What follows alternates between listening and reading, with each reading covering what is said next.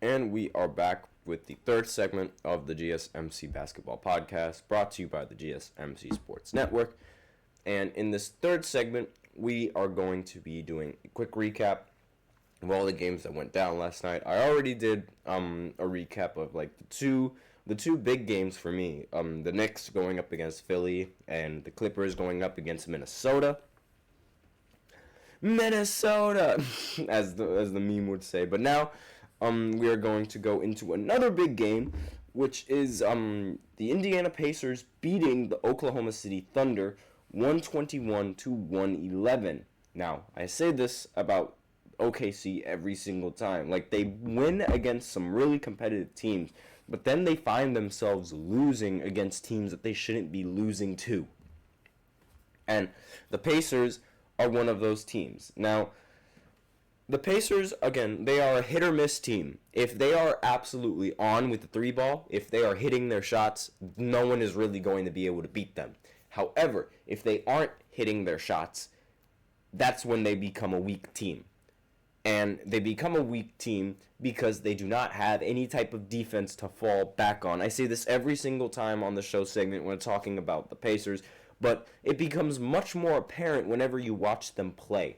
They just do not give an effort on defense. And realistically, why would you want to give that much of an effort on defense when you can just put all your effort in on offense? That's the thinking that a lot of these players have, and I don't agree with it whatsoever. Because if your offense isn't there, what do you do? Right now, Tyrese Halliburton, he is not the player that everyone thought that he was in the in-season tournament. The in-season tournament had everybody fooled. He is not the player that people thought. He's a great passer. Yes, he's a great playmaker. But in terms of scoring the ball, no, he is not there whatsoever. And you notice that the talk about Halliburton has died down. You haven't really heard much of Halliburton, have you? He ended the game with 18 points, 8 of 15 from the field. Wasn't bad, but then again, this is coming from a player who was like being hyped up as being better than Trae Young, who averages 26 while still averaging the exact same amount of assists. Like, where in what world is he better than Trae Young? In what world? It does not make any sense to me. And he was talked about as being one of the best point guards in the league right now. Like, I'm sorry, the best point guard in the league doesn't average, like, he averages a load of assists. Yes, I will give him that. He is a phenomenal player. But compared to someone like Trae Young, compared to someone like Shai, compared to someone like Luka, Steph Curry, those guys are great point guards. Those guys are great point guards. And some people might not consider Steph Curry a point guard, but more on that in that fourth segment. So they ended the game. Every single one of the starters ended the game with double-digit points for the Pacers. Aaron Nesmith ended the game with 15. Halliburton, like I said earlier, ended the game with 18. Pascal Siakam also ended the game with 18. Miles Turner ended the game with 24, along with 4 blocks as well, which is pretty impressive. And Andrew Nembhard ended the game with 14 points. Now, that was obviously, like, this is a common theme for the Pacers. Every single time they get their star players and their starting lineup to get in double-digit points, they always push the ball up the court, every single time. And it's not like this Thunder team really played that bad. I mean, Shai ended the game with 30 points again and 10 rebounds, which is really impressive. I mean, seeing Shai get 10 rebounds when there's someone like Chet on the field is really impressive. Ended the game 12 of 27 from the field. He was 1 for 7 from 3. So, one of the things about Shai's game that is really different is the fact that he doesn't really shoot that many threes. He is a mid-range assassin. That's sort of where his best shots come from. That's where he's most efficient at, in that mid-range. And it's a lost art in this league. Like, actively hunting for mid-ranges is a lost art. And some of the best players actually hunt for mid-ranges. Like, And that's how they get a lot of efficient and easy shots. I mean, Kobe Bryant, Michael Jordan, they're considered the two best shooting guards. Dwayne Wade, they all played in that mid-range area, and they've all been doing that same thing. So with that in mind, I mean, looking for mid-ranges like now at least is a little bit concerning, because like the mid-range, again, like the math behind it is that it's an inefficient shot. You're getting a layup, like you're getting as many points as a layup, but you're shooting the ball from farther, and it's not as consistent. So with that in mind, like, it's really tough to like assess whether these shots are going to be good shots or whether they're going to be consistent shots come playoff time. Because that's the real reason why a lot of these teams don't like taking those mid-ranges. Because, like, it's a different shot 9 out of 10 times. It's not as easy as, like, committing a player to muscle memory shooting in a corner. Because when a defender is in the corner, or, like, when someone is in the corner, when a shooter is in the corner, shooting, I said corner, like, 50 times, getting ready to shoot, he already has what type of shot. He already has the shot that he's going to shoot in his mind. Like, he already knows how much strength he needs, where he needs to arc the ball, those kind of things. Obviously, like, nobody's perfect, so nobody is going to hit that corner three every single time. But in the mind of the offense and in the mind of the player, he knows exactly what shot he's going for. Now, when you're taking mid-ranges like Shy, you don't entirely know what shot you're going to be going for. Are you going to go for the mid-range in the elbow? Are you going to go for a deeper mid-range? And the shot changes every time, while at the same time still only getting you 2 points.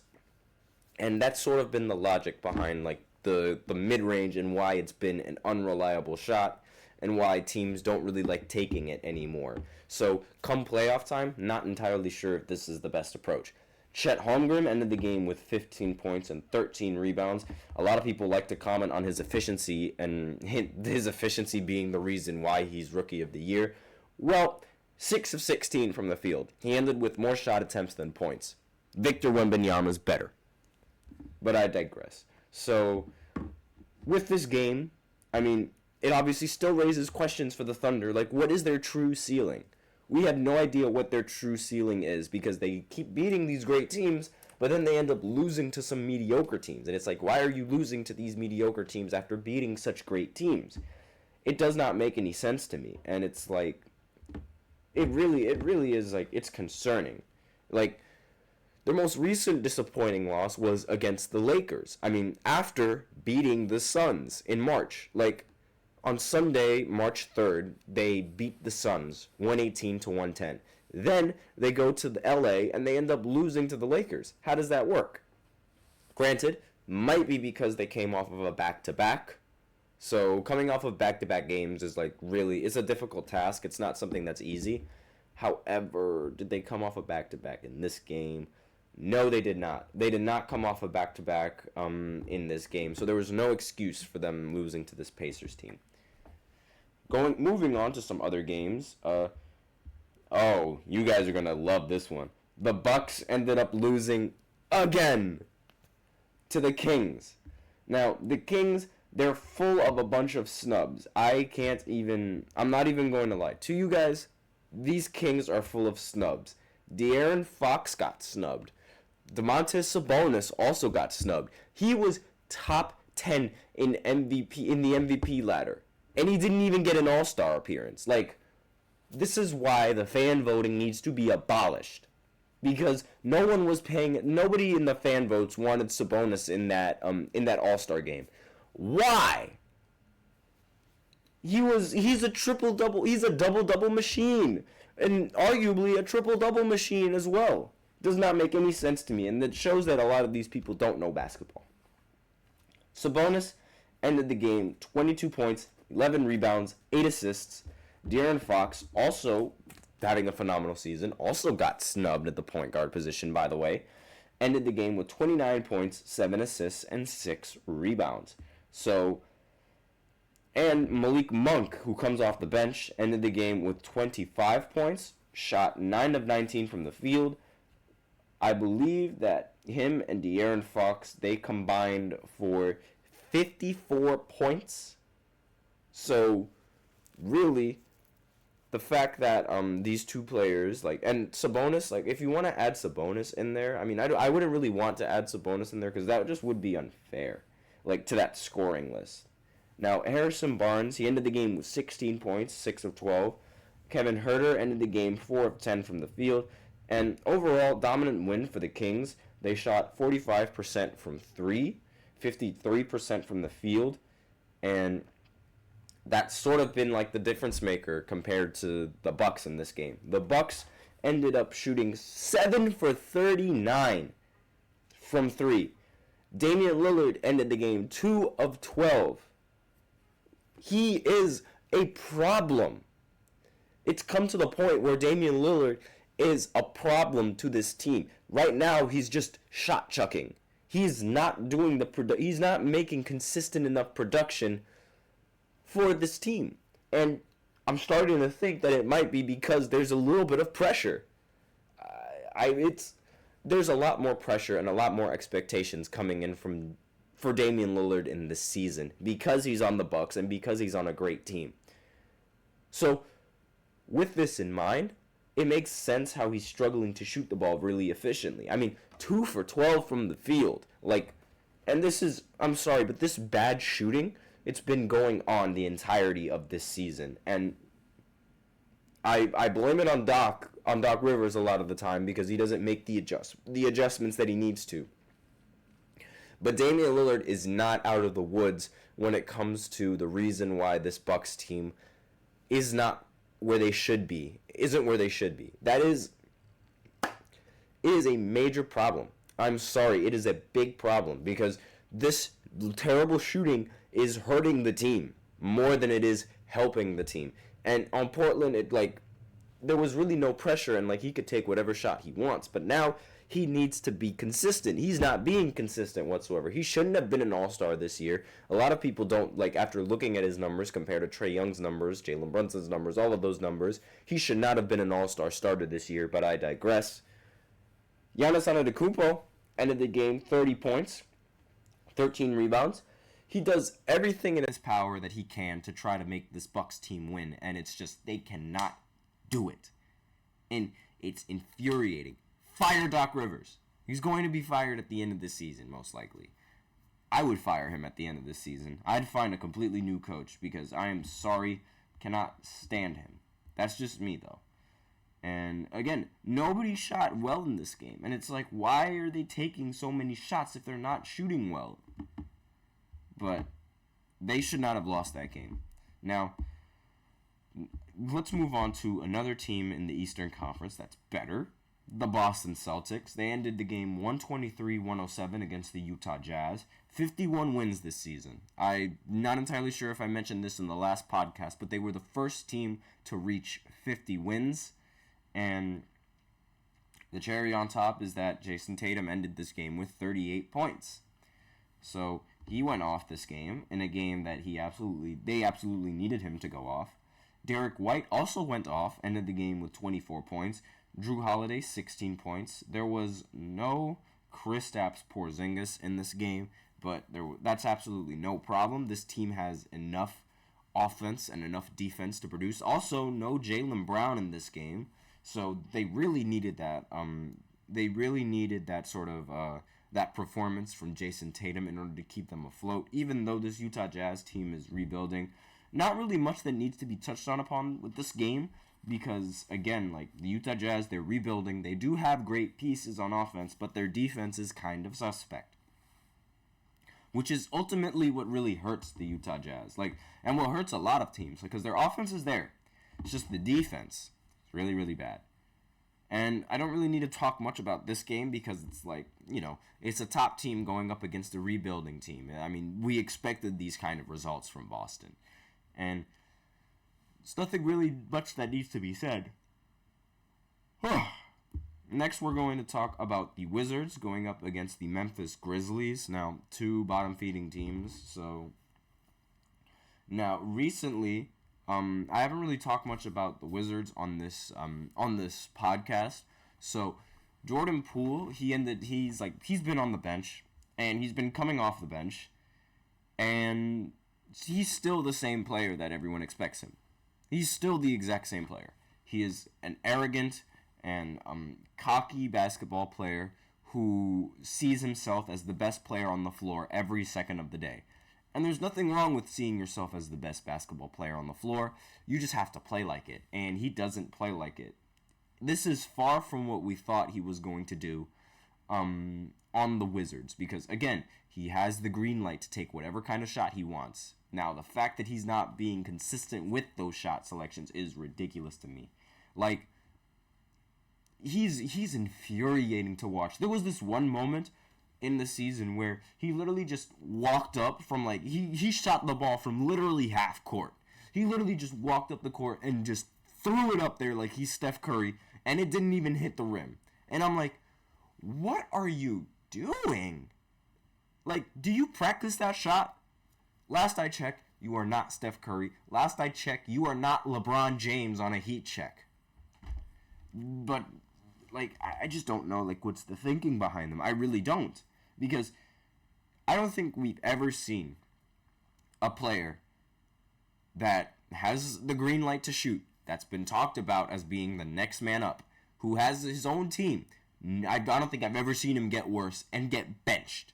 I don't think that's ever happened. And there's so much money to his contract. Right now, the Wizards are in a very difficult situation. And, I mean, Kyle Kuzma, he's still, like, performing. He's still a baller, but he's not going to be enough for this team to make it over the hump. Now, I really think it would be funny if this Wizards team ends up losing to the Pistons. I think it would be hilarious if they end up losing, because remember, Kyle Kuzma, he tweeted in the beginning of the season, just don't be that team, referencing the Pistons. And so far, the Wizards have the exact same record as the Pistons. They are bad. Not really much that needs to be talked about with this game. No Ja Morant. I mean, Ja Morant's been out for the entirety of the season, so most of the season. So, like, no problem for this Grizzlies team going up against the Wizards team that's really struggling on the defense and really struggling on the offense. So, not much that needs to be said. Last game, before we wrap this segment up, is the Spurs going up against the Houston Rockets. It was a relatively low-scoring game, 103-101. Victor Wembanyama ended the game with 13 and 10. Now, this team with the Spurs, it's like they're up and down.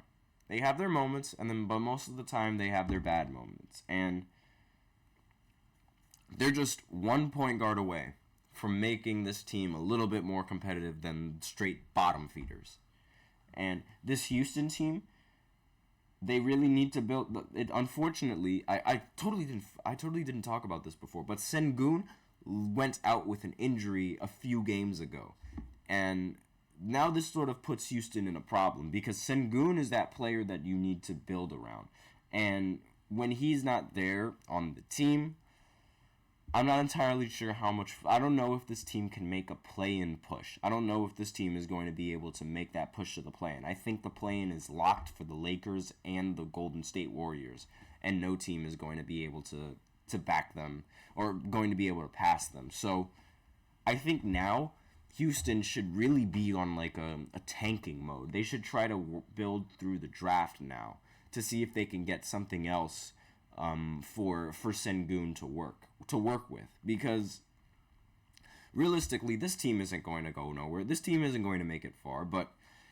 he suffered a grade 3 sprained ankle and he's going to miss the rest of the season. So with this in mind, I think they should just cancel the rest of the season. Like, that's it for Houston. They should build through that draft.